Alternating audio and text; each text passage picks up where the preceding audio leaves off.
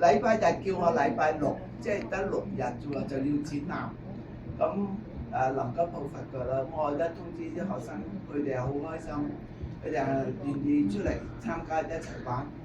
因為我哋喺密西西家嘅，咁我哋住喺鄉下嘅，你哋覺得係鄉下嘅地方。咁多謝阿伍老師呢個平台，我啲學生出嚟展覽，佢哋個個都好踴躍參加。呢個中間呢個作者啊，禮拜日收到 WhatsApp， 跟住夜晚漏夜訪科場。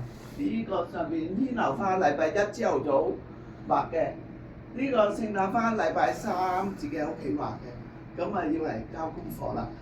咁我好多謝老師俾個機會，我哋啲學生可以有咁嘅機會展覽。咁我好多謝佢。咁點解我唔出嚟？因為我住得遠啊嘛，所以我係匿埋喺鄉下唔出嚟嘅。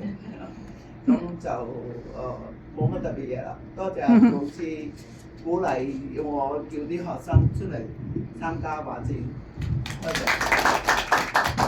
多謝趙老師。而家陳德龍老師講一下。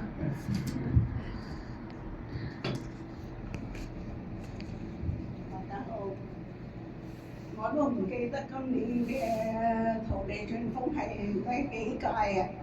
我一直都喺度啊，咁咧教書法，咁啲書法班咧就而家都幾多人學嘅。